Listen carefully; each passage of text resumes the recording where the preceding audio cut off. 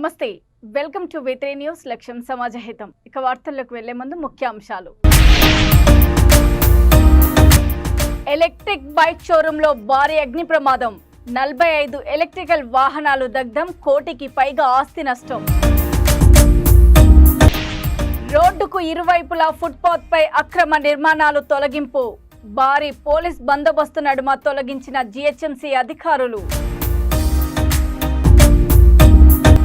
రైతులకు రైతు భరోసా 2 దఫాలుగా అమలు చేస్తాం ప్రజా పాలన గ్రామ సభలో ఎమ్మెల్యే రామ్మోహన్ రెడ్డి ముషీరాబాద్లోని హెబ్రోన్ చర్చి తగాదాలో రాష్ట్ర సీఎం రేవంత్ రెడ్డి పలువురు మంత్రుల హస్తం ఉందని మాజీ ఎమ్మెల్సీ రాజేశ్వరరావు ప్రచారం చేసి చర్చి పొరువును తీస్తున్నారని హెబ్రోన్ చర్చి ఇన్ఛార్జ్ రాగి వీరాచారి ఆరోపించారు. గత కొన్ని ఏండ్ల నుండి చర్చి బాగోగులు చూస్తున్నందువల్ల ఓ వర్గాన్ని నియమించుకొని తనపై దాడికి యత్నించారని తెలిపారు. చర్చిలోకి ప్రార్థనలకు వచ్చే వారిపై దురుసుగా ప్రవర్తిస్తున్నారని ఆవేదన వ్యక్తం చేశారు. గతంలో ఏ నేరం చేయని తనపై పోలీసులతో కుమ్ముక్కై జైలుకు పంపించారని గుర్తు చేశారు. రాష్ట్రంలో ఏ పార్టీ అధికారం ఉంటే ఆ పార్టీలోకి వెళ్లి ఒత్తాసు పలుకుతారని దుయ్యబట్టారు. ఇలాంటి రంగులు మార్చే కాంగ్రెస్కి సంబంధం లేని వ్యక్తిని వెంటనే పార్టీ నుండి తొలగించాలని కోరారు. ముఖ్యమంత్రి రేవంత్ రెడ్డి గారు కావచ్చు, దీపక్ జాన్ గారు కావచ్చు, లేదంటే మరి తీన్మార్ మల్లన్న గారు కావచ్చు, వీళ్ళు గవర్నమెంట్ ఇన్వాల్వ్మెంట్ ఉంది, సీఎం గారి ఇన్వాల్వ్మెంట్ ఉంది అని చెప్పి తప్పుడు ప్రచారం చేస్తున్నారండి. అది తప్పు. కాంగ్రెస్ గవర్నమెంట్లో ఉన్న ఎవరైనా సరే, గవర్నమెంట్లో ఉన్న మినిస్టర్స్ కావచ్చు, గవర్నమెంట్ ప్రతినిధులు కావచ్చు అండి, ఎవరు ఈ విషయాలలో ఇన్వాల్వ్మెంట్ కాలేదు. కానీ రాజేష్ రావే చెప్పుకుంటాడు గవర్నమెంట్ ఇన్వాల్వ్మెంట్ అయింది, సీఎం ఇన్వాల్వ్మెంట్ అయిండు, సీఎం నన్ను పంపించిండు, సీఎం నన్ను పంపించిండు అని రాజేష్ రావు తప్పుడు ప్రచారం అండి. ఆ రాజేష్ రావు మాటలు నమ్మొద్దు. గవర్నమెంట్ ఏనాడు ఈ యొక్క చర్చిశాల ఇన్వాల్వ్మెంట్ కాలేదు. ఇది తప్పుగా వెళ్తుంది ప్రపంచానికి, చర్చెస్ అన్నిటికి కూడా. వేరే వాళ్ళు ఈ కాంగ్రెస్ గవర్నమెంట్ తప్పుగా చూపిస్తున్నది రాజేష్ రావు చేయబట్టి. కానీ నమ్మొద్దండి. మన ముఖ్యమంత్రి మరి తెలంగాణ రాష్ట్ర ముఖ్యమంత్రి రేవంత్ రెడ్డి గారు మటుకి ఏ రోజు హెబ్రోన్ చర్చిలో ఇన్వాల్వ్మెంట్ కాలేదండి. వాళ్ళు ప్రతినిధులు నరేందర్ రెడ్డి గారు కావచ్చు, షబీర్ అలీ గారు కావచ్చు, మరి PCC అధ్యక్షులు గారు కావచ్చు అండి, ఎవ్వరు మా చర్చిలో ఇన్వాల్వ్మెంట్ కాలేదండి. కాకపోతే రాజేష్ రావు చెప్పుకుంటాడు వాళ్ళు ఇన్వాల్వ్మెంట్ అయ్యారని పోలీసు వారిని తప్పుదో పట్టిస్తాడు. అసలు రాజేష్ రావుకి కాంగ్రెస్ గవర్నమెంట్ కూడా సంబంధం లేదని తెలిసింది మాకు. కాబట్టి ఇది మటుకి గవర్నమెంట్కి చెడ్డ పేరు తెస్తండి రాజేష్ రావు. మేము కూడా నమ్మట్లేదు గవర్నమెంట్ ఇన్వాల్వ్మెంట్ అయింది అనేది మేము నమ్మట్లేదు. ఇలాంటి చర్చలలో గవర్నమెంట్ ఎప్పుడు ఇన్వాల్వ్మెంట్ కాదండి. యాజ్ పర్ లా ప్రకారం లీగల్ గా చేయమంటుంది. ఈ రాజేష్ రావు ఏదో విధంగా చర్చిలోకి డిఫెన్స్ కాలనీలో ఒక చర్చి గొడవలు చేసి నాశనం చేసి వచ్చిండు. ఇప్పుడు హెబ్రోన్ చర్చి నాశనం చేయాలని కొంతమందిని పోగు చేసుకొని పార్టీలు మారినట్టు, కొన్ని రోజులు కాంగ్రెస్, కొన్ని రోజులు TRS. ఇప్పుడు కనుక కాంగ్రెస్ వాళ్ళు కనుక దీన్ని గమనించకపోతే వచ్చే 4 సంవత్సరాల్లో ఒకవేళ మళ్ళీ TRS అధికారం వస్తుందంటే జెండా మారుతాడు, TRS కి పోయి జెండా కడతాడు. దయచేసి ఇలాంటి గుంట నక్కన నమ్మొద్దండి. కాంగ్రెస్ వాళ్ళు కూడా రాజేష్ రావుకి సభ్యత్వం ఇవ్వద్దండి. కావాలంటే మీరు ఎంక్వైరీ చేసుకోండి. మా హెబ్రోన్ చర్చికి వచ్చి లీగల్ ఆర్ ఇల్లీగల్ ఎవరు చెప్తున్నారో చూడండి. ఇక్కడ రౌడీలు, ఇక్కడ గుండాలు ఎవరు లేరండి. అందరూ చర్చికి వచ్చే భక్తులు, సభ్యులే. రాజేష్ రావు చేసే గ్యాంగ్ తప్ప వేరే వాళ్ళు ఎవరి గొడవలు ఇక్కడ కారణం కావు. గవర్నమెంట్ వారు స్పందించి పోలీసు డిపార్ట్మెంట్ కూడా గైడ్ లైన్స్ ఇచ్చి యాజ్ పర్ కోర్టు ఆర్డర్లు ఎవరికైతే ఉన్నాయో వాళ్ళు చేసుకోవటానికి అనుమతించాల్సిందిగా ఈ మీడియా ద్వారా ఎవరైతే ఈ టీవీ ఛానల్ గవర్నమెంట్ ఆఫ్ తెలంగాణలో ఉన్న కాంగ్రెస్ వారి నాయకులు కావచ్చు, అన్ని కావచ్చు చూస్తున్నారు, చూడాలి. తప్పుడు ప్రచారము ఎమ్మెల్సీని కొట్టింది. మళ్ళీ చెబుతున్నా, ఎమ్మెల్సీని ఎవరు కొట్టలేదండి. అట్టా చూపించి నేను ఎస్సీ, నేను ఏదో అన్ని పచ్చి అబద్ధాలు. అలాంటి రాజేష్ రావుని కాంగ్రెస్ పార్టీలో ఉంచుకుంటే మటుకి కాంగ్రెస్ కి చెడ్డ పేరు. వచ్చే ఎలక్షన్ లో కూడా, లోకల్ ఎలక్షన్ లో కూడా డ్యామేజ్ అవుతుంది. ఇమీడియట్ గా రాజేష్ రావుని కాంగ్రెస్ పార్టీ నుంచి బహిష్కరించాలని సొసైటీ ట్రస్ట్ హెబ్రోన్ తరఫున మేము గవర్నమెంట్ ని కోరుకుంటున్నాము. దయచేసి ఇది పత్రికా మన ఎలక్ట్రానిక్ మీడియా ద్వారా గవర్నమెంట్ కి చేరాలని మా మనవి. 76వ గణతంత్ర దినోత్సవం సందర్భంగా బోరబండ డివిజన్ వినాయక నగర్ లో ఏర్పాటు చేసిన జాతీయ జెండాను Jubilee Hills incharge TPCC working president Mohammed Azharuddin ఎగరవేశారు. ఈ కార్యక్రమంలో బోరబండ కార్పొరేటర్ సతీమణి హబీబా సుల్తానా, బస్తీ అధ్యక్షుడు ఆనంద్, అశోక్, రవీందర్, పి ఆనంద్, సురేందర్, మహేష్, వెంకటేష్, లఖన్ ఇతర కాంగ్రెస్ నాయకులు పాల్గొన్నారు.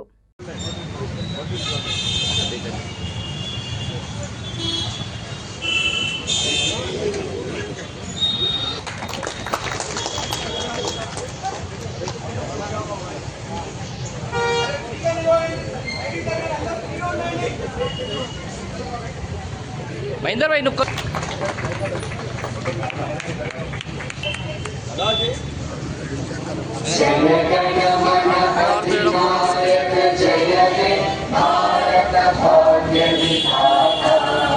पंजाब सिंध गुजरात मराठा द्राविड़ उत्कल बंगा विंध्य हिमाचल यमुना गंगा उच्चल जलधि तरंगा तव शुभ नामे जागे तव शुभ आशीष मागे गाये तव जय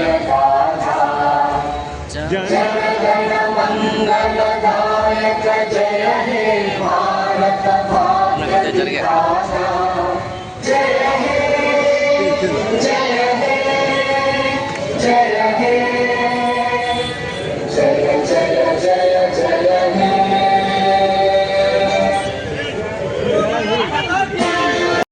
फोटो सेल्फी ले रहे समझ में आ रहा పైకి తీసుకో వీడియో మొత్తం వెనక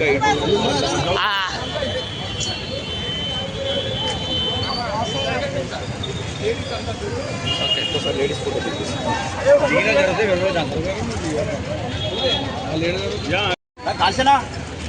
రంగారెడ్డి జిల్లా అత్తాపూర్లో ఎలక్ట్రిక్ బైక్ షోరూంలో భారీ అగ్ని ప్రమాదం.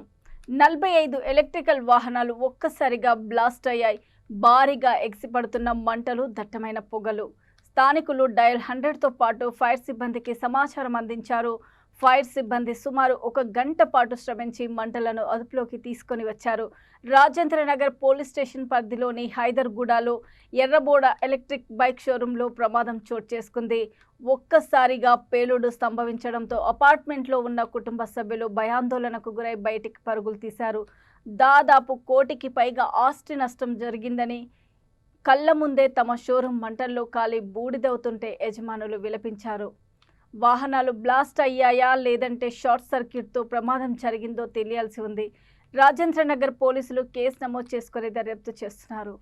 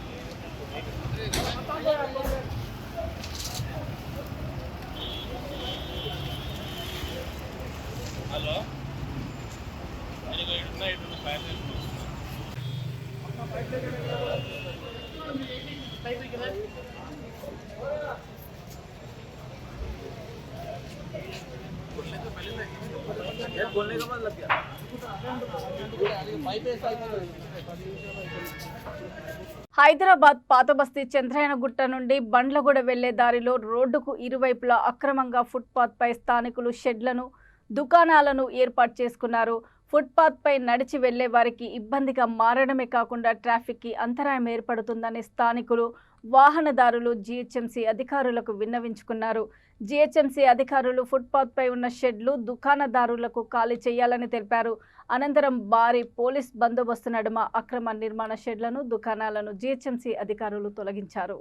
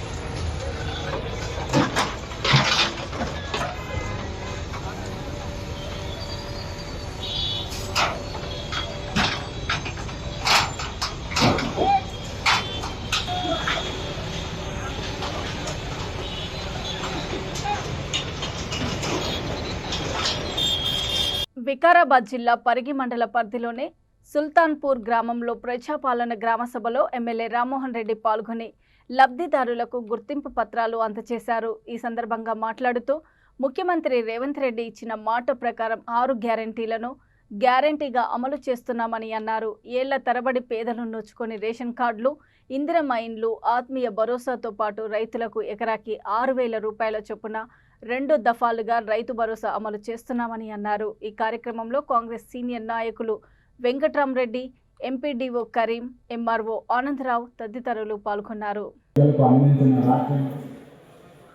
తెలంగాణ ప్రజలకు 76వ గణతంత్ర దినోత్సవ శుభాకాంక్షలు. మీ ఆశీర్వాదం తీసుకొని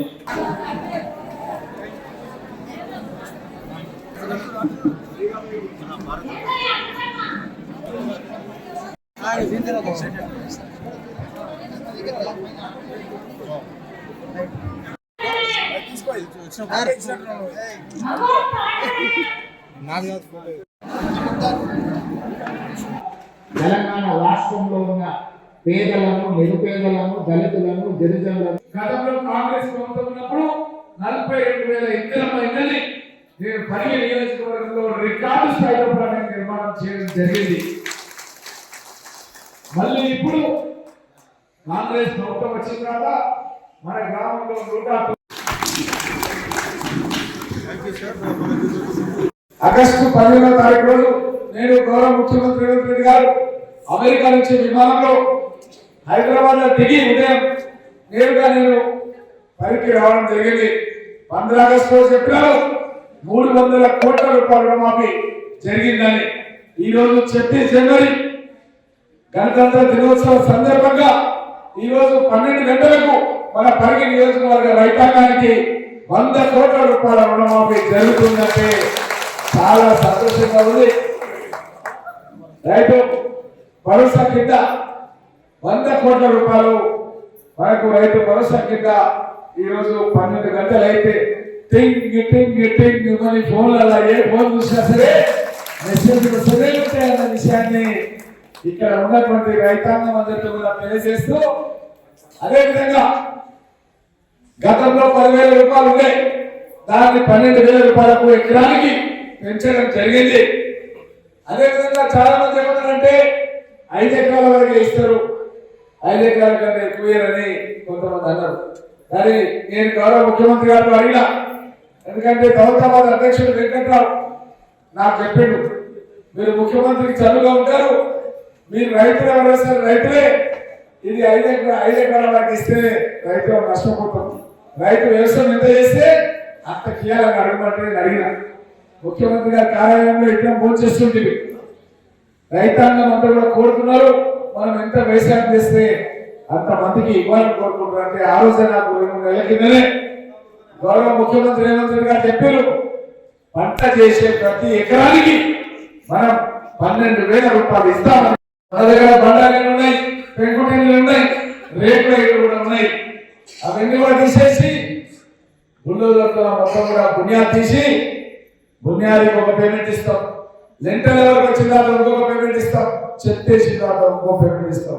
మన దగ్గర ఉన్నటువంటి గ్రామ నాయకులకు చెప్తున్నాను, మీరు మన దగ్గర చాలా మందికి జేసీబీలు ఉన్నాయి, ఆ జేసీబీల ద్వారా మనం కనుక బునియాది తీపిస్తుంటే వాళ్ళకు మొదటి బిల్లు ఇవ్వడానికి హౌసింగ్ శాఖ అధికారులు మన దగ్గర సిద్ధంగా ఉన్నారు. వాళ్ళు ఒక బిల్లు ఇచ్చారంటే ఆటోమేటిక్ గా 2వ బిల్లు 3వ బిల్లు వస్తుంది. నేను మన దగ్గర ఉన్నటువంటి స్టీల్ కంపెనీ యజమానితో మాట్లాడి గ్రామానికి సంబంధించిన జాబితాలు గ్రామాల వారిగా గ్రామ కమిటీ తయారు చేసి ఇవ్వండి. మన గ్రామానికి ఎంత స్టీల్ కావాలో తక్కువ ధరకు స్టీల్ ఇప్పిస్తా, అదేవిధంగా సిమెంట్ కూడా ఇప్పించి ఎక్కడెక్కడ ఇళ్ల నిర్మాణం పూర్తి చేపిస్తా. ఇళ్లకు వికారాబాద్ జిల్లా దోమ మండల పరిధిలోని ఐనాపూర్ గ్రామానికి చెందిన బోయిని అనురాధకు సీఎం రిలీఫ్ ఫండ్ చెక్కును కాంగ్రెస్ సీనియర్ నాయకులు ఆశన్న గౌడ్ ఆధ్వర్యంలో కాంగ్రెస్ నాయకులు అందజేశారు. ఈ సందర్భంగా పలువురు కాంగ్రెస్ నాయకులు మాట్లాడుతూ సీఎం రిలీఫ్ ఫండ్ నిరుపేదలకు వరమని అన్నారు. ప్రజా ప్రభుత్వం పార్టీలకు అతీతంగా అనారోగ్యానికి గురైన వారికి సీఎం రిలీఫ్ ఫండ్ అందజేయడం జరుగుతుందని తెలిపారు. ఈ కార్యక్రమంలో కాంగ్రెస్ నాయకులు బోగిని రాఘవేందర్, నల్లా సాయిలు, జాహంగీర్, బుసని వెంకటయ్య, రహీం, గుడ్ల రాములు తదితరులు పాల్గొన్నారు.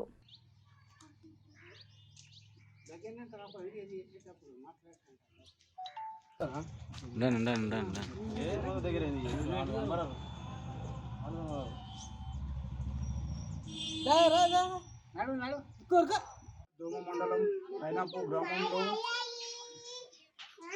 మన లబ్ధిదారులకు అనారోగ్యంతో బాధపడుతున్నటువంటి లబ్ధిదారులకు ప్రతి ఒక్కరికి ఆదుకుంటామని పరిగిటి రామ్మోహన్ రెడ్డి ఎమ్మెల్యే గారి ఆధ్వర్యంలో ప్రతి ఒక్కరికి చెక్కులు అందజేయడం జరుగుతుంది.